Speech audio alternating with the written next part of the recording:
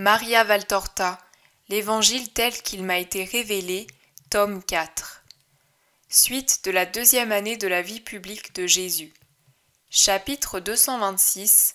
Un signe d'éveil de Marie de Magdala, mort du vieil Ismaël. Le 22 juillet 1945. Jésus, accompagné de Simon le Zélote, arrive dans le jardin de Lazare par une belle matinée d'été. L'aurore ne touche pas encore à sa fin, de sorte que tout est frais et riant. Le jardinier, qui accourt recevoir le maître, lui montre un pan de vêtements blancs qui disparaît derrière une haie et dit « Lazare se dirige vers la tonnelle des jasmins avec des rouleaux qu'il va lire.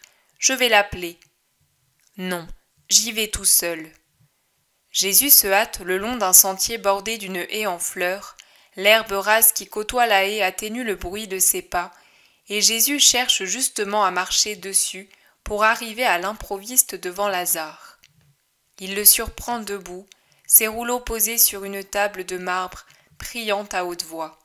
« Ne me déçois pas, Seigneur, fais grandir ce brin d'espérance qui est né dans mon cœur. Accorde-moi ce que, par mes larmes, je t'ai demandé des milliers de fois, ce que je t'ai demandé par mes actes, par le pardon, par tout mon être. Donne-le-moi en échange de ma vie. Donne-le-moi au nom de ton Jésus qui m'a promis cette paix. Peut-il mentir, lui?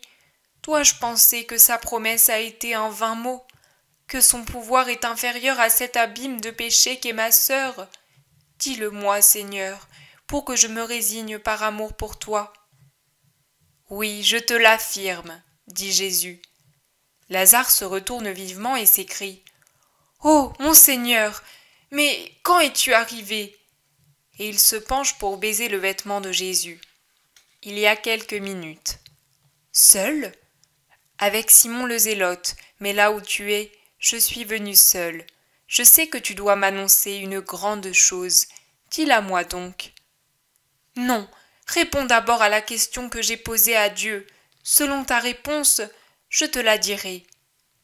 Dis-la-moi, cette grande chose.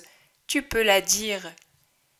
Jésus sourit en ouvrant les bras pour l'y inviter. Dieu très haut, c'est donc vrai. Toi alors, tu sais que c'est vrai. Et Lazare se réfugie dans les bras de Jésus pour lui confier sa grande chose. Marie a appelé Marthe à Magdala, et Marthe est partie, inquiète, craignant quelque grand malheur. Moi, je suis restée seule ici avec cette même crainte. Mais Marthe m'a fait parvenir une lettre par le serviteur qui l'a accompagnée, une lettre qui m'a remplie d'espoir.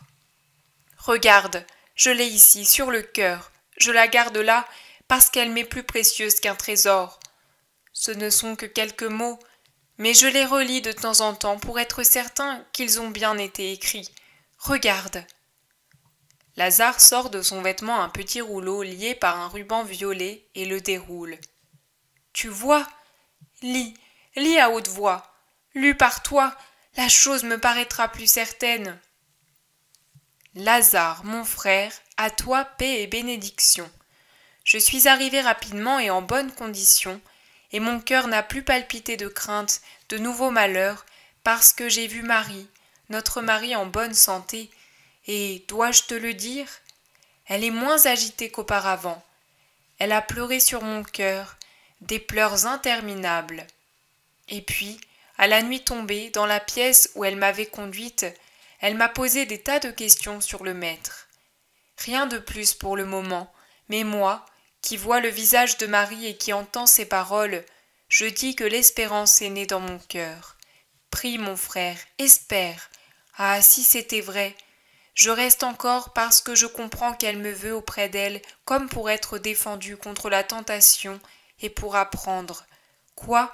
Ce que nous savons déjà, la bonté infinie de Jésus. Je lui ai parlé de cette femme venue à Béthanie. Je vois qu'elle réfléchit tant et plus.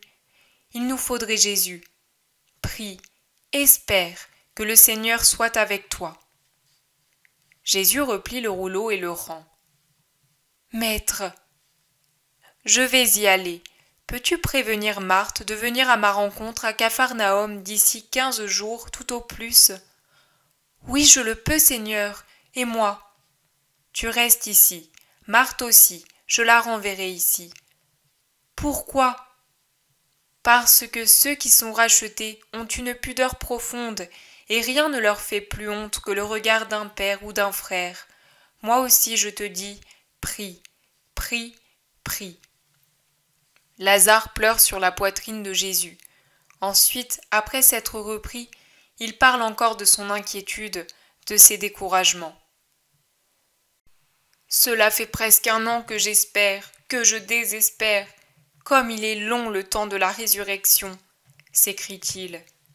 Jésus le laisse parler, parler, parler, jusqu'à ce que Lazare s'aperçoive qu'il manque au devoir de l'hospitalité, et il se lève pour conduire Jésus à la maison.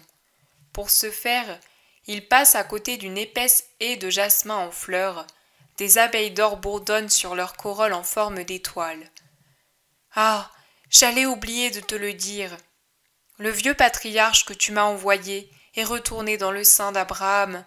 C'est Maximin qui l'a trouvé, assis ici, la tête appuyée contre cette haie, comme s'il s'était endormi, à côté des ruches dont il s'occupait, comme si elles étaient des maisons remplies d'enfants dorés. C'est ainsi qu'il appelait ses abeilles. Il paraissait les comprendre et être compris d'elles. Et quand Maximin a trouvé le patriarche endormi dans la paix de sa bonne conscience, il y avait un voile précieux de petits corps couleur d'or. Toutes les abeilles s'étaient posées sur leur ami. Les serviteurs eurent du mal à les détacher de lui. Il était si bon qu'il avait peut-être un goût de miel. Il était si honnête qu'il était peut-être pour les abeilles une espèce de corolle non contaminée. J'en ai eu de la peine. J'aurais voulu l'avoir plus longtemps chez moi. C'était injuste. Ne le pleure pas. Il est en paix, et de ce lieu de paix, il prie pour toi qui as adouci ses derniers jours. Où est-il enseveli ? Au fond du jardin, encore près de ces ruches. Viens, je t'y conduis. Et il se dirige par un petit bois de lauriers cerises vers les ruches d'où provient un bourdonnement laborieux.